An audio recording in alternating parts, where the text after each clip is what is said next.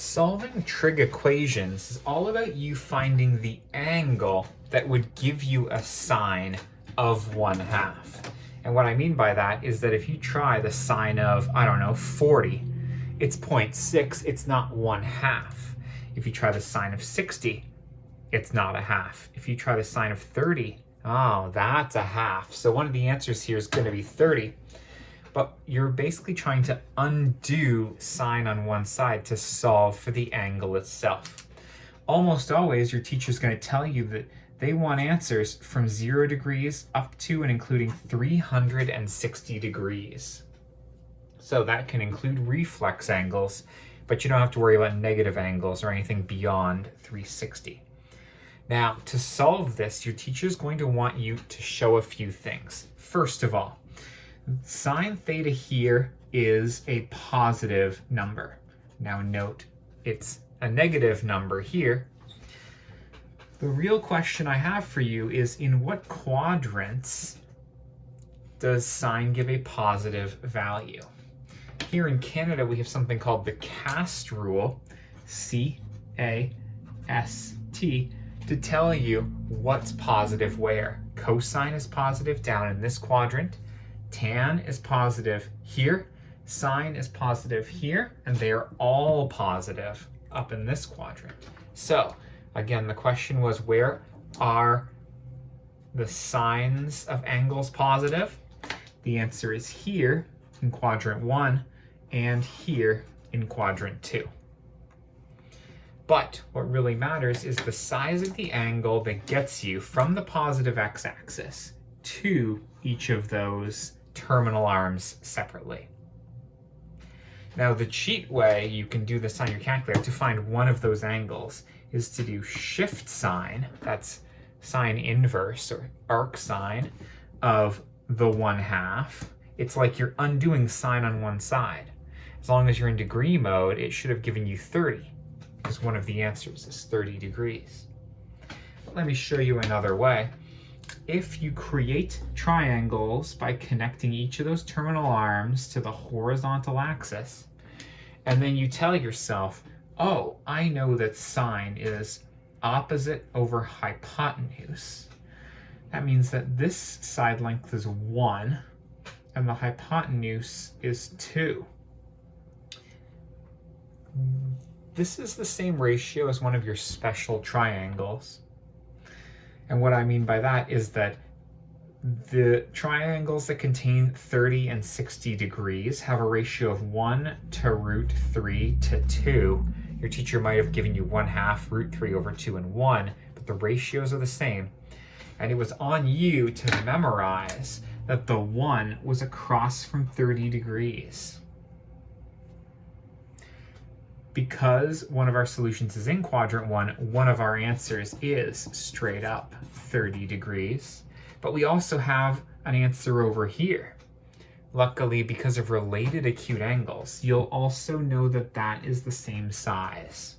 If you don't believe me, I'll label my side lengths. The opposite side needs to be 1. The hypotenuse needs to be 2, because sine is opposite over hypotenuse.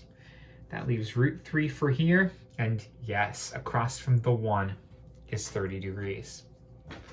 What matters truly is what angle is it to get from the positive x-axis to that orange terminal arm, leaving an extra 30 degrees until you get to 180.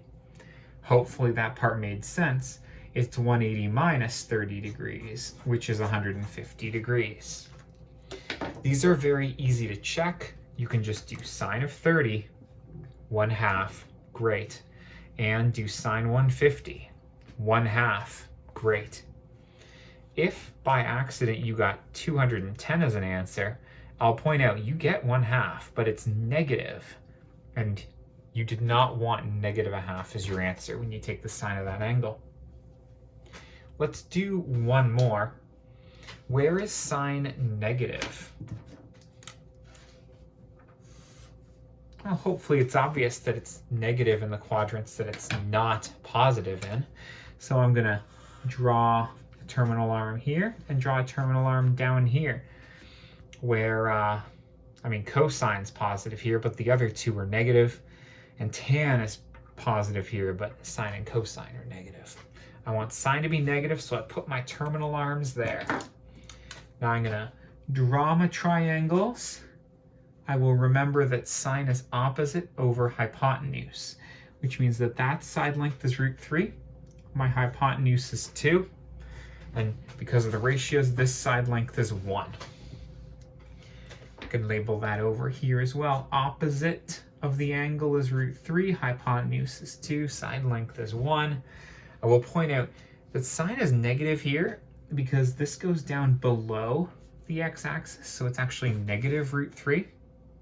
This one also goes below the x-axis, that's why it's also negative root 3. And this 1 here is negative 1 because it goes to the left. So you know what, I'll be clear here. That would have been negative root 3, even though it didn't actually play a role. Now what acute angle is across from root 3 in this triangle? The answer is a 60-degree angle. That means that this is 60 as well. And your job is to figure out how large the angles are to get you from the positive x-axis to there and the positive x-axis all the way around to there. Well, the first one gets you to 180 and then you go past it by an extra 60.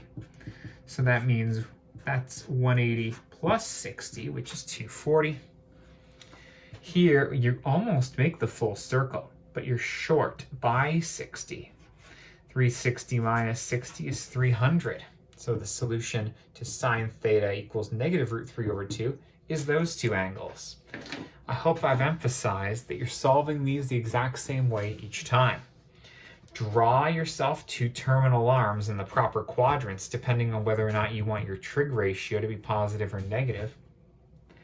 Use the ratio that you were given to figure out what the opposite, adjacent, and hypotenuse were. That gets you the related acute angle that will get written in.